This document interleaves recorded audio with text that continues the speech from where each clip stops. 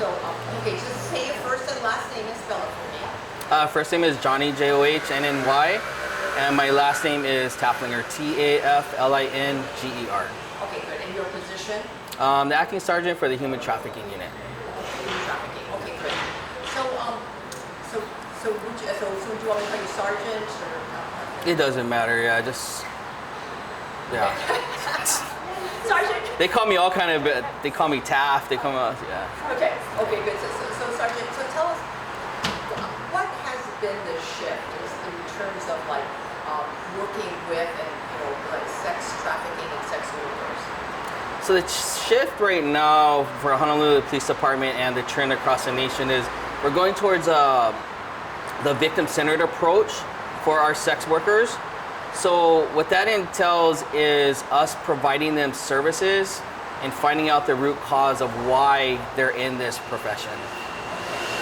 And so is that why, like as far as statistics, you said nationally and locally, when did this kind of shift happen? It started about a few years ago for us. In the mainland, it started prior to that, probably 5 or more years. Okay, so more than 5 years. Yeah. Okay, good. So why has this shift occurred? Where you're shifting away from, this is the current shift. Why is that? Well, we want to help these sex workers. Over 80%, I think it's like 82% nationwide, are victims, and they've been coerced, threatened, psychologically intimidated by their pimps, or some say their bosses, into this profession. So we want to get to the root of it. In the past, we have been arresting a lot of sex workers, but recently it's declined because we're going to this new approach in hopes that we can actually help them get their lives straightened out and find the root of the problem. Okay, good. So what has been the decline as far as like arrests and like that? Is it like 5%, 10%, or do you have any figure? Yeah, I can't, as far as the percentage, I can't remember that right now, but I can get that, I can ask or give it to Michelle when we're done. So what do you think is the root? Is it because they're, like you said, they're being coerced? So are you targeting their pimps or whatever you call them, or their handlers? Is that who you're targeting now? Yes. Okay, so maybe you can explain a little bit. Yeah, so, a lot of the arrests we've made before in the past was for prostitution. And we found that it's just an ongoing occurrence. It's going to keep happening. So what we want to try to do is find that root problem to stop it. And by doing that, we switch that victim-centered approach. So once we find them and locate them, and I can't get really into the specifics of how many we have, but we provide them services, and this comes with working with our law enforcement partners, such as Homeland Security, FBI, the Attorney General's office, and also our partners like Susanna Wesley, our civilian partners, who we all team up with, and we all work together to find these victims and provide them services, which can mean relocating them, getting them back on track financially, and figuring out how to get them counseling due to all their traumatic events that occurred in their life prior to them becoming into this trade. So as far as anything, who are these? Are they called pimps now? Who are these people? Are they different than they were like 5, 6 years ago? Describe who these possible people are. Yeah, we call them pimps, sex traffickers, and they're no different than they were before. The only difference is they've adapted their, I don't like to call it businesses, but they've adapted their means of exploiting their victims. So what I mean by that is they're going to social media. Everybody goes to social media now. That's the ongoing, and it has been for the last 10 years. Everything is social media. So they figure out a way to get ads put on social media and find their customer base and bring them to social media to fulfill their business ventures. Yeah. Okay, so that's now the new form of like. That's the new trend. Yeah. Okay, good. So is it because of that, is it more difficult to catch them because of the social media aspect? It's very difficult, and I'll give you an example. So if you're in Waikiki and you're walking around now, I don't know if you remember 5 to 10 years ago, you would see a sex worker every corner that you turned. You'd see a sex worker, and then they would walk on their own specific tracks that they were allowed to. A track is an area that they were allowed to work on. Now when you go there, you'll see maybe 1 or 2 out, and they'll be closely followed by their pimps. So, and the reason for that is because they've all switched to social media to get their clientele. Yes. Okay, so that's the big thing. Yes. So are there more like sex workers because of the social media shift, or is it, I mean, do you know, like is there more because of that, or? I don't think there's no more or no less. Okay. Yeah. Okay, so that hasn't impacted. I don't think it's impacted anything. So, how would you say that has possibly impacted the client base? Are there more clients then? Or how about going after the ones who want the sex? Yeah, we know there's a large clientele, and we are actively monitoring that and taking action with those the clientele. Okay, good. So would you say that because of the shift to social media, that the clientele base has increased? I can't say yes or no, but it hasn't decreased. Okay. Yeah. Okay. So yeah. Okay, so Yeah. and so, would you like any kind of specifics about what kind of like when you talk about sex trafficking, you talk about also young people. Kids under 18. Has there been an increase in that area? I wouldn't say an increase, but the age range can, from what we're looking at and monitoring, can go anywhere from 15 and up. Yeah, so they do start them very young, and they start to groom them at a younger age now. Wow, so they are grooming them at a younger age because Yes. of this whole, now that they can reach, they don't have to put them on the street.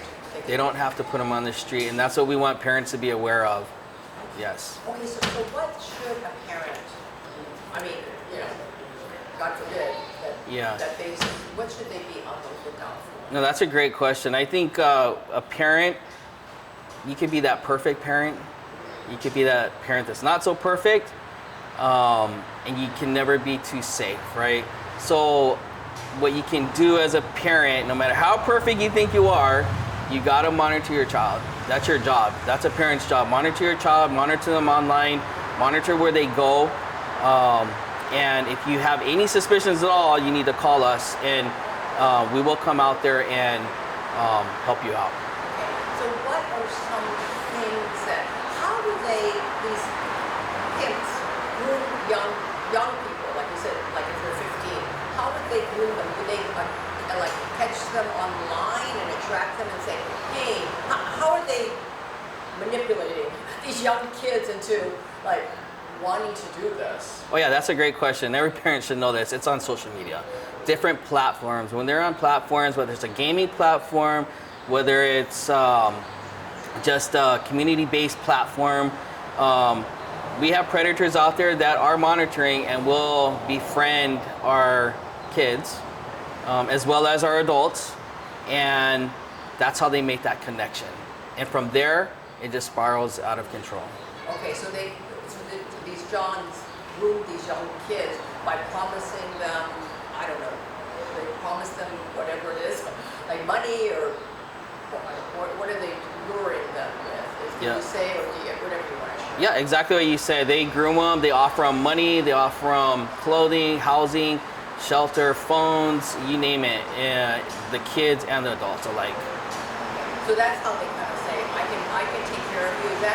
What is their pitch? Is it like that's their pitch. They can take care of you, provide you shelter and money, and from there it spirals out of control. It goes by a case-by-case basis. So Some will just fall into that. They could be runaways, endangered children.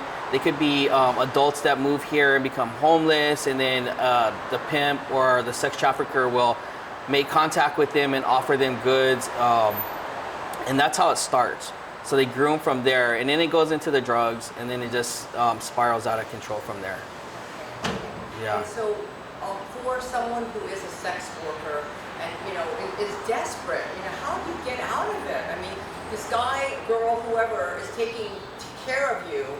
I mean, you know what I mean? They may feel so trapped. So, what can you share with them to say, hey, we can help you? I mean, you know what I mean? Like if someone's watching this. Yeah, so the sex worker, it's scary. We talk to ex-sex workers, present sex workers. We're in contact with some. They just have to reach out to us. They can reach out to us by calling us. Maybe, I wouldn't recommend going through a friend, but somehow reaching out to us, stop an officer and just say, hey, I need your help. They will contact our office, and then we will step in and do everything we can to get them out of it. Okay, so mentally, what can you share to help them overcome any fears that they might have? Like, you know what I mean? They may say, oh, I'm taken care of now, but I want to get, because a lot of them are probably scared. Yeah, and I can't promise anything because it is scary and it's frightening for them. I can't say, hey, everything's going to be okay, because it might not. Even if we do step in, it might not. So that's why we try to get them away from the scene, away from the area. We provide them counseling, and we do our best. And like I said, our law enforcement partners, we all look at each case individually and attack it that way. We find what's best for the victim, the sex worker, or even the child, and then we try to go from there. Every case varies. Yeah. So anything else you want to share as far as for, the pimps out there? What kind of warning do you want to give them, like saying, hey, we're going to crack down, we're going to catch you? I mean, they're the ones really manipulating these workers. Yeah. I don't really like talking to them. Right. I know. Yeah, I have a message for parents though, okay, and to the sex workers, but for the pimps, when I talk to them, they'll know. So, yeah. What do you mean by that, Sergeant? Do you how do you, I mean, obviously, I mean, you know what I mean? Like, what, is there a warning, like, we're gonna get you, or like, you know what I mean? I mean, it's kind of. I don't know if it would be a warning, but I can tell them we are watching. Okay. Yeah. Okay. We're watching closely, and my command is supporting everything that we do, and we are in full force. Our entire staff is always watching on a day-to-day basis, 24/7. Okay, good. So why, I can see your passion in this. Yes. Why are you so passionate about this? That's a good question. I think I've been doing this for a while. And when you recover a child, you recover a sex worker, an adult, even just one, the feelings that you get just helping that person and knowing that you probably saved this person's life, that's all I need. Yeah. Did you turn their life around from Oh yeah. a victim? Oh yes, we turn their lives on. I always hate to use that I word. It's our team and the department. We turn their lives around. We help them and get back on track. And they still call me. It's crazy. They still call me. Oh, Taf, what are you doing? Sometimes they just want to know what I'm doing, and I'm like, so it's a good feeling though. And I'll compare it to something. I don't know if you want to post this, but I've worked drugs before. We get a drug arrest, like, all right, we got a drug arrest. But you save a child, there's no comparison. There's no words to express the feelings that I or my team or the department has when we do that.